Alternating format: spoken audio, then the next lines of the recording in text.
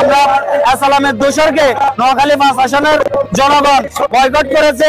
আজীবন জামাত ইসলামের লগে জড়িত ছিল সন্ত্রাসী কর্মকর্তা যে ফখরুদ্দিনকে নোয়াখালী 5 আসনে মনোনয়ন দেওয়ার জন্য আমরা এতে নিন্দা ও প্রতিবাদ জানাচ্ছি। আমাদের আন্দোলনের সংগ্রামে দুঃসময়ে ফাঁসে ছিলেন এবং যে আমরা এই আবেদ ভাইকে সারা নোয়াখালী 5 আসনে আমরা আবার দেখতে চাই নতুন করে। যাকে নমিশন দিয়েছে তাকে আদৌ আমরা আমার পরিবারের লোক মনে করি না।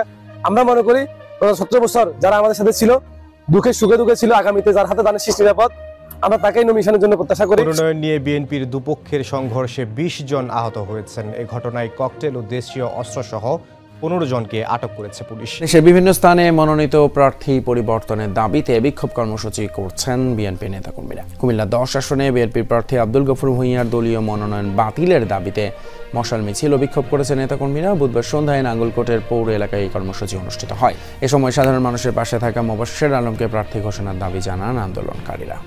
দর্শক, কাফনের কাফন পড়ে রাজপথে ঝাঁপিয়ে পড়েছেন মনোনয়ন বঞ্চিত নেতাকর্মীরা এবং তাদের ভক্তরা। তাদের সকলের দাবি যে বিএনপির করুণ পরিণতির সময় যারা পাশে ছিল, দলের জন্য দীর্ঘ 17 বছর যারা কষ্ট করেছেন এবং এই দেশের জন্য যারা কষ্ট করেছেন, তাদেরকে যদি মনোনয়ন থেকে বঞ্চিত করা হয় তাহলে আগামী নির্বাচনকে অচল করে দেওয়ার হুমকি দিয়েছেন এই সমস্ত নেতাকর্মীরা এবং তাদের ভক্তরা। দর্শক, এ বিষয়ের কিছু অংশ ভিডিওর শুরুতে শিরোনামে আপনারা দেখেছেন, বিস্তারিত পুরো ভিডিও জুড়ে। তার আগে আমার একটা অনুরোধ, যারা আমার চ্যানেলে নতুন আসছেন চ্যানেলটি সাবস্ক্রাইব করে বল ক্লিক করে বেল আইকনটি বাজিয়ে দিন। দর্শক, চলুন দেখে আসি এই মনোনয়ন বঞ্চিত নেতাকর্মীরা রাজপথে বিক্ষোভ মিছিল করেছেন এবং তাদের যেই চাওয়া, তাদের যেই দাবি যে তারা কোনোভাবেই মনোনয়ন থেকে বঞ্চিত হতে চায় না, বরং তাদের সকলের দাবি যে আমাদের নেতাকর্মীদেরকে অবশ্যই মনোনয়ন দিতে হবে। দর্শক, এ বিষয়ে তারেক রহমান সরাসরি তাদের সাথে কি কথা বলেছেন সেটা আমরা দেখব। সেটা দেখার আগে প্রথমেই আমরা দেখে আসি যে মনোনয়ন বঞ্চিত নেতাকর্মীরা এবং তাদের ভক্তরা এ বিষয়ে কি প্রতিক্রিয়া জানিয়েছেন সেটা আমরা দেখব, এরপরে ওই বিষয়টি দেখব। দর্শক, ভিডিওটা অত্যন্ত গুরুত্বপূর্ণ, তাই ধৈর্য ধরে একটি লাইক এবং পুরো ভিডিওটা শেষ পর্যন্ত দেখতে থাকুন। বিএনপির মনোনয়ন প্রত্যাশীরা দেশের বিভিন্ন স্থানে বিক্ষোভ করেছে। জাতীয় সংসদ নির্বাচনকে ঘিরে দেশের রাজনীতির মাঠ এখন সরগরম। একক প্রার্থী বাছাইয়ের রাজনৈতিক দলগুলোতে চলছে ব্যাপক তোড়জোড়।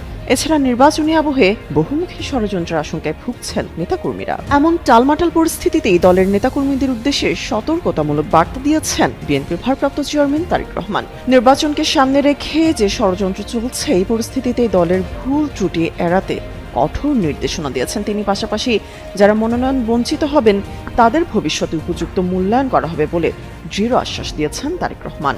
মনোনয়ন প্রত্যাশীদের সঙ্গে ধারাবাহিক বৈঠকের অংশ হিসেবে সোমবার সিলেট, খুলনা, রাজশাহী, বরিশাল ও ঢাকা বিভাগের জেলাগুলোর নেতাদের সঙ্গে মত বিনিময় করেন দলের ভারপ্রাপ্ত চেয়ারম্যান তারেক রহমান। গুলশানের রাজনৈতিক কার্যালয়ে পৃথকভাবে এই বৈঠক অনুষ্ঠিত হয়। সভায় তারেক রহমান স্পষ্ট করে দেন যে প্রতি আসনে একজনকে মনোনয়ন দেওয়া হবে, তবে যারা মনোনয়ন পাবেন না তাদের দল বিভিন্নভাবে পুরস্কৃত করবে বলে জানান বিএনপির এই নেতা। এবার নির্বাচনে বিএনপি কিন্তু সত্যি বেকায়দায় আছে নানা কারণ। দেখেন, বিচার হয়ে গেল, এখন ওই যে গণভোট আর জুলাই সনদ নিয়ে যে টেনশন ছিল বিএনপি, সেটাও গেল। ভোটের দিন গণভোট হবে, এটা নিয়ে বিএনপির আর কোনো টেনশন নেই। এখন হলো সামনে একটাই পথ বা একটাই চ্যালেঞ্জ, সেটা হচ্ছে সংসদ নির্বাচন। কিন্তু এই সংসদ নির্বাচনে বিএনপি 63টা আসন ফাঁকা রাখছে। 63টা আসন 237টা ঘোষণা করছে, 63টা শরিকদের জন্য রাখছে। এগুলো পুরোটা না, তার মধ্যে বেশ কিছু আসন তারা দেবে, হয়তো 10টা, 15টা, 20টা। প্রত্যেকটা শরিকদের জন্য প্রত্যেকটা আসলেই বিপজ্জনক হয়ে যাচ্ছে। কারণ বিএনপির নমিনেশনে প্রাথমিক এটা যদি বহাল থাকে, এটা যদি সংশোধন না করে, সেটাও বিপজ্জনক হবে। সেখান থেকেও মনে করেন যে 20-25 জন নাই, তারপরে শরিকদের আপনি কয়টা দেবেন? 20টা দেবেন, 20টার মধ্যে মনে করেন 15টা নাই হয়ে যাবে। তাহলে এইদিকে মানে 25টা ধরেন, বিএনপি যেভাবে নমিনেশনগুলি দিছে যদি যাচাই বাছাই করে কারেকশন করে তাহলে ভালো, আর যদি না করে মনে করেন 25টা নাই, আর ওইদিকে শরিকদের জন্য যদি 20টায় করে তাহলে 15টা নাই, তাহলে 25 আর 15 কত, 30-40টা নাই। আর এমনি কম্পিটিশন করে জামাত কয়টা জিতবে হিসাব করেন।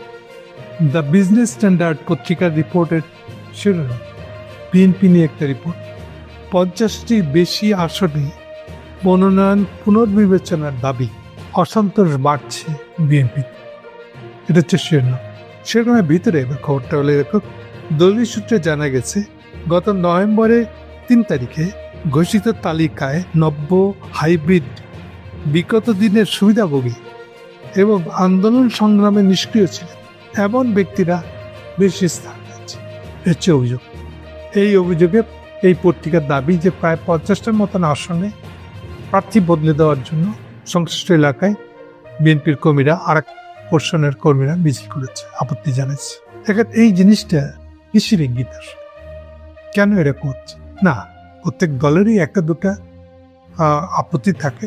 আমাদের পুরনো কালচার বলে যেটা ঘরোয়া আবাদ, রাস্তায় বেরিয়ে মিছিল করা, কোথাও কোথাও করে রাস্তা বন্ধ করে দেওয়া, গাড়ি ঘোড়া আটকে দেওয়া, চিন করে বেড়ে দেওয়া, মানুষজনের চলাফেরা বন্ধ করে দেওয়া, এত পর্যন্ত কখনো হয় না। নিজেদের দলের ঘরোয়া একটা ক্যাচাল, সেই ক্যাচালে আপনি মানুষের স্বাভাবিক জীবনের মধ্যে হ্যাম্পার করতে আসছেন, এই প্রশ্ন তো আছেই।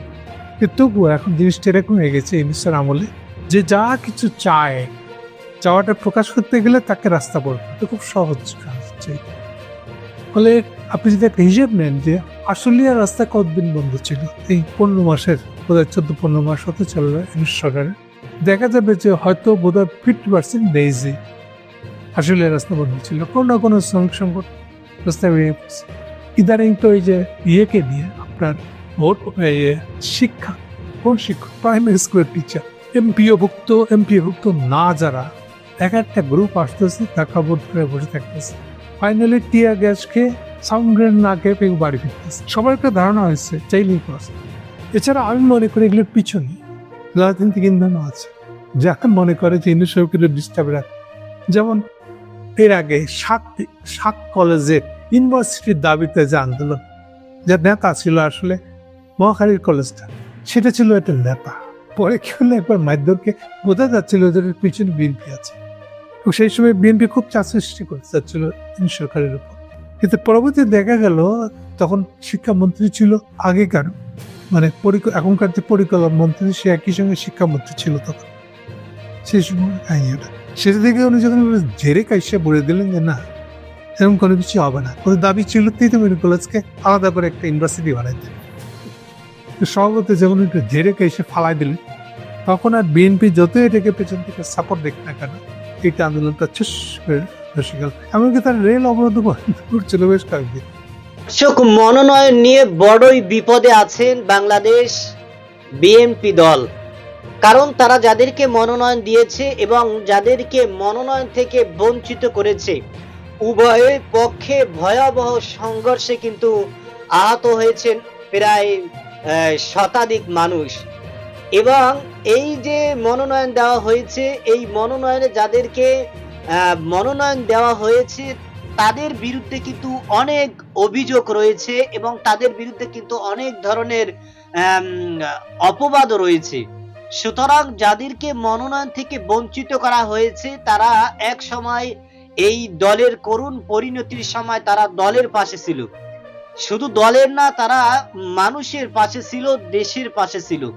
এবং দীর্ঘ 17 বছর আওয়ামী লীগের আমলে যেই সমস্ত বিএনপির কর্মীরা, যেই সমস্ত বিএনপির নেতা কর্মীরা তারা সর্বদা হুমকির মুখে ছিল, তাদের সহযোগিতা, তাদের সাপোর্ট, তাদের সাহায্য যে সমস্ত নেতা কর্মীরা করেছেন, তাদেরকে আমরা দেখেছি ইতিমধ্যেই মনোনয়ন থেকে বঞ্চিত করা হয়েছে। যে কারণে সামাজিক যোগাযোগের মাধ্যমে এটা নিয়ে তুমুল আলোচনা এবং সমালোচনার ঝড় উঠেছে। এবং যেই সমস্ত নেতা কর্মীরা দলের জন্য এত কষ্ট করেও, দলের জন্য এত ত্যাগ করার পরেও তারা মনোনয়ন পায়নি, মনোনয়ন থেকে বঞ্চিত হয়েছে, যে কারণেই কিন্তু এটা নিয়ে বিএনপির নেতা কর্মীরা এবং ভক্তরা কিন্তু রাজপথে সড়ক অবরোধ করে, অগ্নিকাণ্ড সংযোগ করে সেখানে তারা বিক্ষোভ মিছিল এবং আন্দোলন করেছেন এবং মানববন্ধন করেছেন। তাদের এই আন্দোলন, তাদের এই কর্মসূচি কিন্তু এখনো অব্যাহত রয়েছে এবং তাদের দাবি যে যাদেরকে মনোনয়ন দেওয়া হয়েছে তারা দলের জন্য কোনো কষ্ট করে নাই, দেশের জন্য কোনো কষ্ট করে নাই এবং মানুষের পাশেও কখনো দাঁড়ায়নি। সুতরাং তারা হচ্ছে আওয়ামী লীগের দোসর। যেই সমস্ত নেতাকর্মীরা দেশের জন্য এবং এই দলের জন্য কষ্ট করেছেন তাদেরকে মনোনয়ন থেকে বঞ্চিত করা হয়েছে।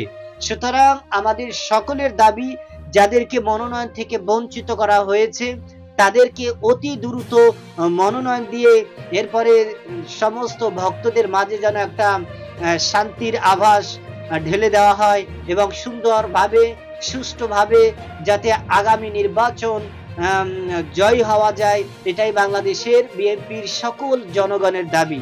দর্শক, এ বিষয়ে আপনার যদি কোনো মতামত থাকে সেটা আমাদের কমেন্ট সেকশনে অবশ্যই জানাবেন। আজ এ পর্যন্তই। সুস্থ থাকবেন, ভালো থাকবেন। দেখা হবে আগামী কোনো ভিডিওতে, কথা হবে নতুন কোনো বিষয় নিয়ে। সে পর্যন্ত ভালো থাকবেন। খোদা হাফেজ।